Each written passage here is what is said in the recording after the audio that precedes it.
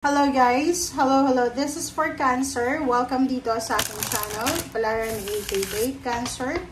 Tingnan natin ang unexpected na message para sa iyo, unexpected na event, situation na pwedeng mangyari sa iyo starting August until 2026. Okay, tingnan natin. Okay, tatlo. Okay, mayroon kang 3 cards, Cancer. First card mo dito, this is Spirit, the vast universe.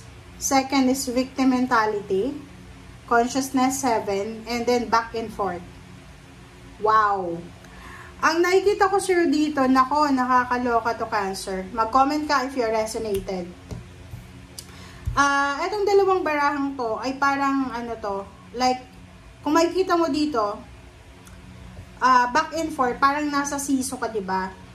Nakikita ko sa'yo dito na before ka nanood or before itong barahang to lumabas, maybe 5 weeks ago, 5 days ago, 5 months ago, parang binabalanse mo yung buhay mo, financial, emotional, yung parang mag-isa ka, like tingnan mo siya, kasi ikaw to like ikaw yung pataas, pababa, wala kang katulong yung parang feeling mo you're hopeless and helpless. And walang willing na tumutulong sa'yo. Yung parang ano, yung back and forth kasi na to, okay lang siya. Kung meron dito, like siso siya, diba? Iba yung tao dito, iba din dito. But ang problema, ikaw lang yun Parang ikaw lang na sa relationship, sa mag-asawa, pwede ikaw lang yung may trabaho. So, lahat ikaw lahat yung nagbibigay ng financial, or kung ano pa man siya. So, responsibility, ikaw yung breadwinner. And dito sinasabi ng barahan na medyo nahihirapan ka na sa pabalik-balik. Recurring siya pabalik-balik na problema. So, hindi ko alam kung anong problema mo, mapapera ba yan, or emotion. Dito emotion to. So, victim mentality. So, nakikita ko sa'yo dito na you're attached, you're connected to someone na talagang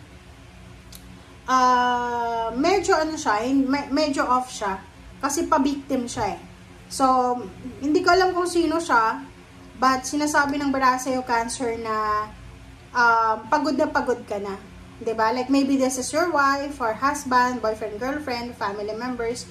So, nakikita ko sa'yo dito na pagod ka na sa pakikipag-deal sa kanila or sa pagtitimbang, 'di ba? Parang gano'n. Ang hirap ka na timbangin kung ano ba dapat ang maganda.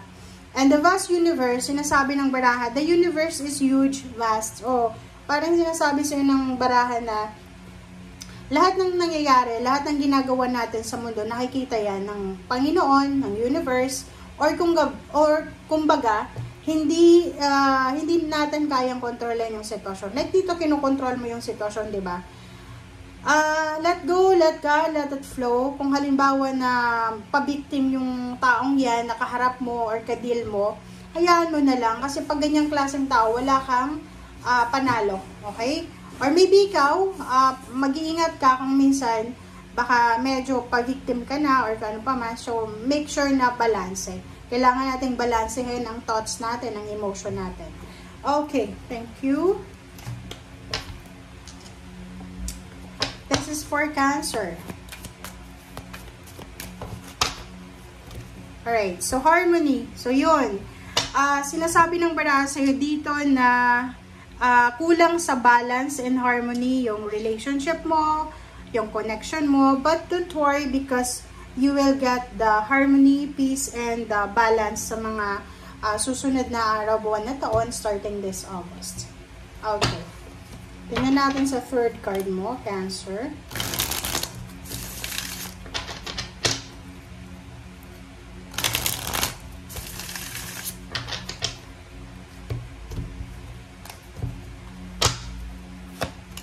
Okay, King of Cups, 8 of Swords,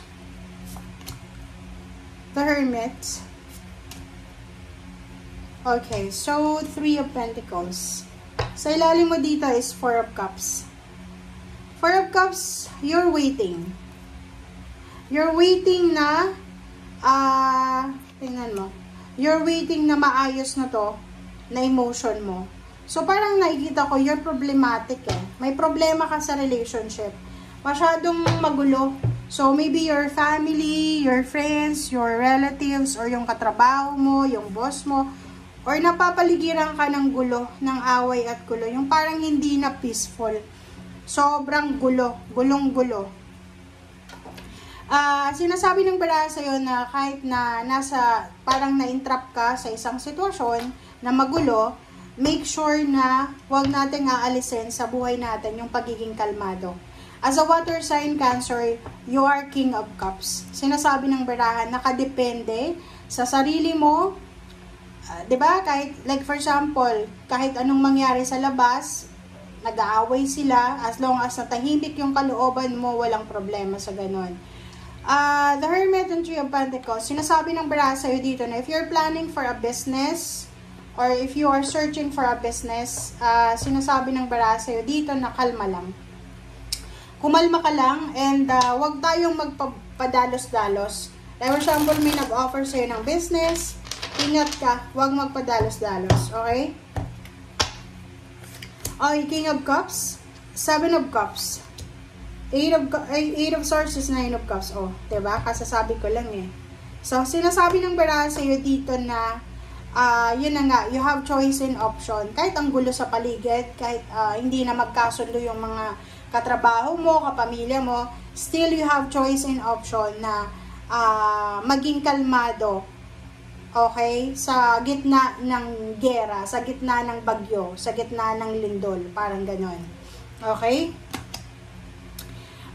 If you are single na Cancer, sinasabi ng baraha sa'yo na maybe there's someone, or marami sila siguro na pwedeng mag-offer sa'yo ng relationship. Yun na nga sinasabi ng baraha dito. Maybe may mag-offer sa'yo ng, ng kasal. Okay, kung single ka or in a relationship ka man, like boyfriend, girlfriend, or live-in partner. Hindi lang relationship pala eh. Pwedeng may mag-offer sa'yo ng trabaho. It's either mag-offer sa'yo ng trabaho, mag-offer ng relationship, mag-offer ng negosyo, mag-offer ng place na pwede kang tumira, pansamantala. Seven of Coins and Three of Swords, sinasabi ng baraha na meron ditong Cancer na medyo inip na siya sa paghihintay. Pwedeng you're waiting for a money. Ang nakikita ko, you're waiting until December of 2025. So, maybe you're expecting lump sum of money December 2025. Or maybe you're expecting money sa taong ito na 2025. Okay. Okay, so yan guys ang sinasabi ng baraha. Maraming salamat and see you again. Bye!